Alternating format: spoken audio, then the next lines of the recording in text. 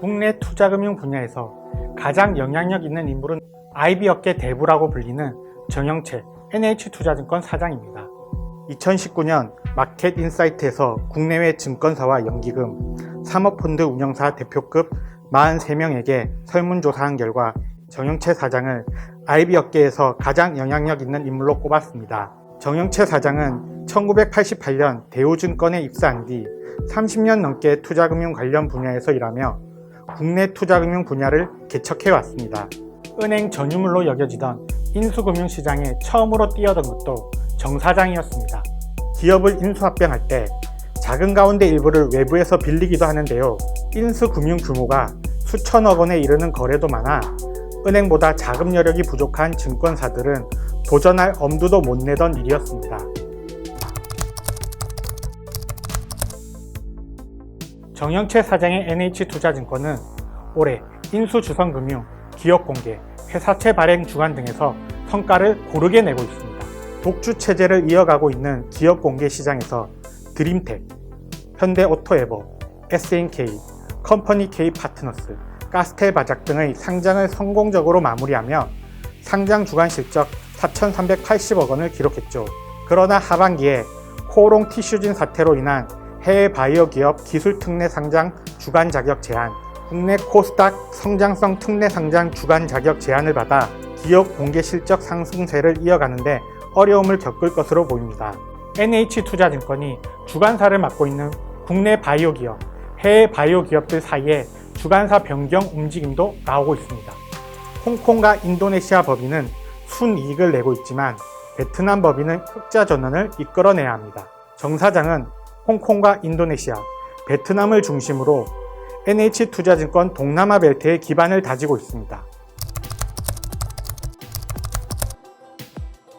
정영채 사장은 NH투자증권에서 인수합병과 기업공개 주간 등의 업무를 이끌다 2018년 3월 대표이사 사장에 올랐습니다. NH농협금융지주는 미래 먹거리인 투자금융을 강화하는 데 정 사장이 꼭 필요한 인재라고 판단한 것이죠.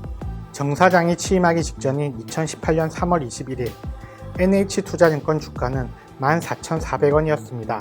코스피 지수가 2,480포인트에서 500포인트가량 떨어진 것을 보면 정 사장은 기대에 부응하며 투자금융 실적을 바탕으로 주가를 성공적으로 방어하고 있는 셈입니다.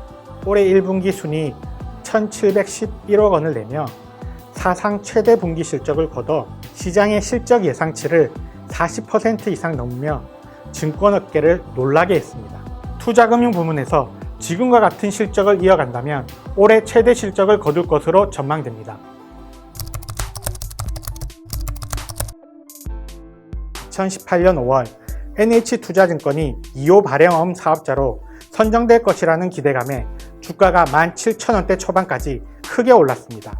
현재 NH투자증권은 발행어음 업무 인가를 받아 중소기업 대출, 부동산 금융 등의 자금을 운영하고 있습니다.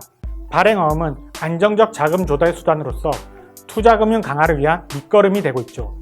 발행 절차가 간편해 투자자로부터 수시로 자금을 받을 수 있고 자금 조달 금리를 낮출 수 있습니다.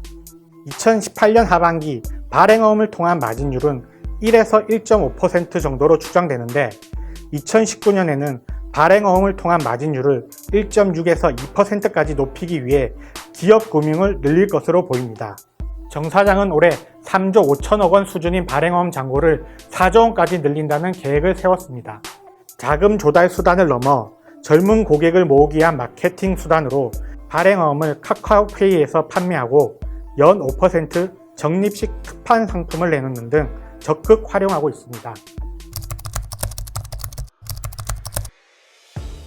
정영채 사장은 직원들에게 고객과 만나는 현장을 강조합니다. 한 직원이 의자가 너무 불편하니 새 의자로 교체해달라고 요청했습니다. 정 사장은 상품 담당 부서에는 편한 의자를 주겠지만 영업을 하는 부서는 송곳 의자로 바꿔주겠습니다 라고 농담을 했다는 일화는 영업 담당 임직원은 현장에 나가 고객을 만나야 한다는 정 사장의 생각을 잘 보여줍니다. 정 사장은 2019년 상반기부터 자산관리사업부에서 인사평가를 할 때 핵심 성과지표를 사용하지 않기로 결정했습니다. 정기 주주총회에서도 핵심 성과지표를 대신해 과정 중심의 평가 체제로 바꾸고 고객 가치를 최우선 핵심 목표로 삼았다고 설명했습니다. 핵심 성과지표 폐지는 증권업계 최초로 시도하는 것입니다.